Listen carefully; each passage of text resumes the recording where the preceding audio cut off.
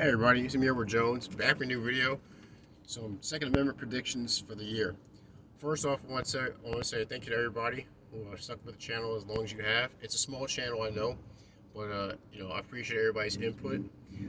I want to say this: it's good to have enemies as long as you're making enemies with the right people. Because I must have one because someone's been flagging my videos for copyright. I don't have a strike against my channel, but the video I did about red pill was a red pill in marriage that got flagged for copyright, and a video I did, I think it was a gun show review I did some months ago, also got flagged.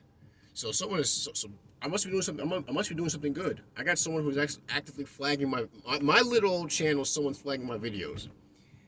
But hey, it's like I said, it's good to have enemies because at least you know you're actually standing up for something. But man, this so far the year is going. The year is gone off to a wild start. There are now half the country is constitutional carry, which is excellent.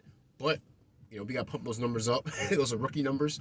The goal is to get the other 50. Is how to get the other 50%, especially South Carolina, because I believe constitutional carry will be excellent for South Carolina.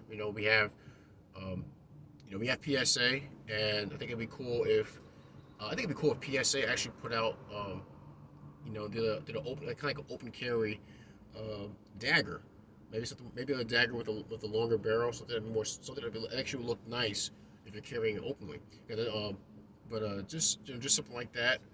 I think it'd be great for the state. It's respecting the rights of American citizens, respecting the rights of human beings to exercise exercise self defense and to openly express their liberty, not having to get a permission slip from the state. Um, I'm looking forward to that in South Carolina, but I'm very thankful. Yeah, Alabama and Georgia, various states around South Carolina has been doing that.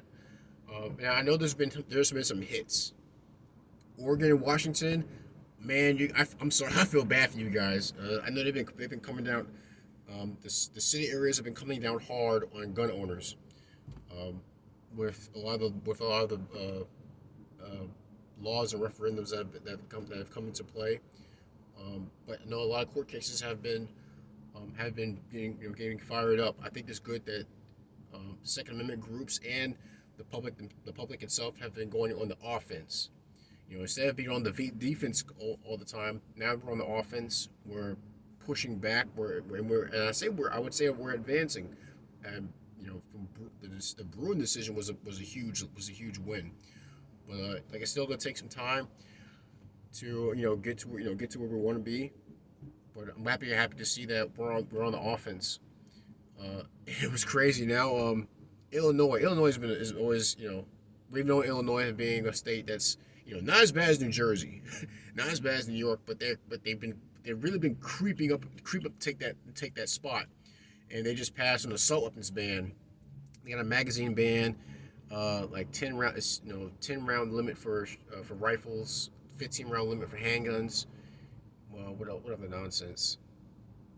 They'll grandfather in. The city can grandfather in, like assault rifles that you have assault weapons that you have currently, but they have to be registered to the state.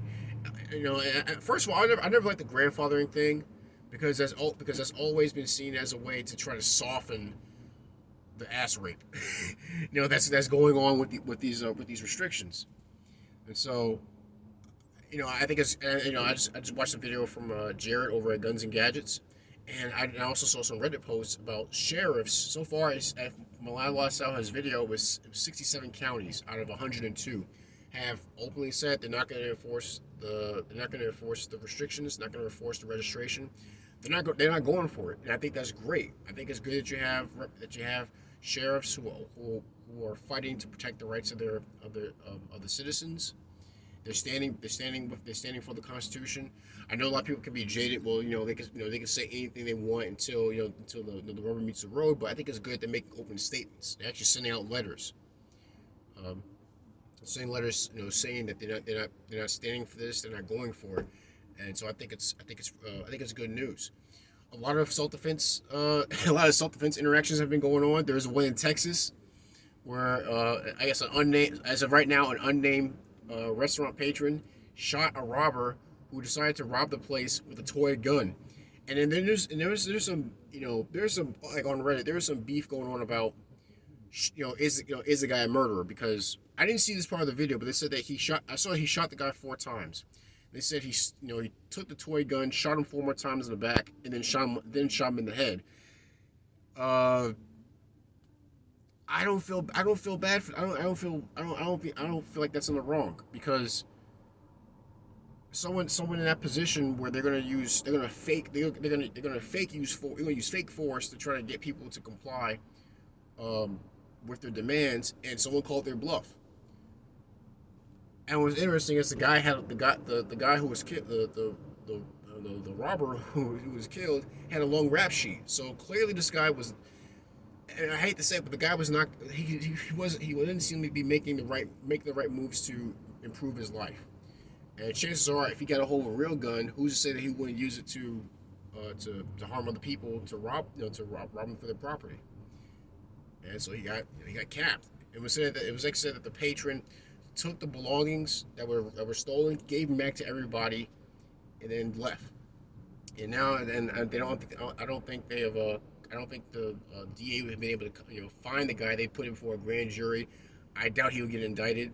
But even if he does, he has a lawyer who said in a TV interview he will represent him pro bono, which is pretty cool. Um, so I think with the constitutional carry, with the, oh yeah, and the real reason why I think it's gonna do well in South Carolina.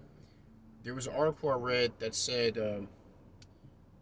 because Georgia went constitutional carry, the amount of applications for permits in South Carolina have exploded. I think they said, and I think there was like 20,000 backlogged. SLED is having a hard time keeping up with them. Also because when the open care with a permit was made a law, they also got rid of the fee for permits. So permits are free, and they reduced. I think it was cool. They reduced the qualification number of rounds fired to 25. It was 50. Well, there was no official number. It was just 50 rounds that was done by the classes, but they got dropped down to 25 because of the limited availability of ammunition. So I think with all that stuff, and also we have all these, with crime on the rise, more people actually fighting back to protect themselves. I think it's only a matter of time. I think it's going to happen this year. Um, Again, this is just my predictions. It could be wrong, could be right, but we'll just see where things are pointed. But I think this is good.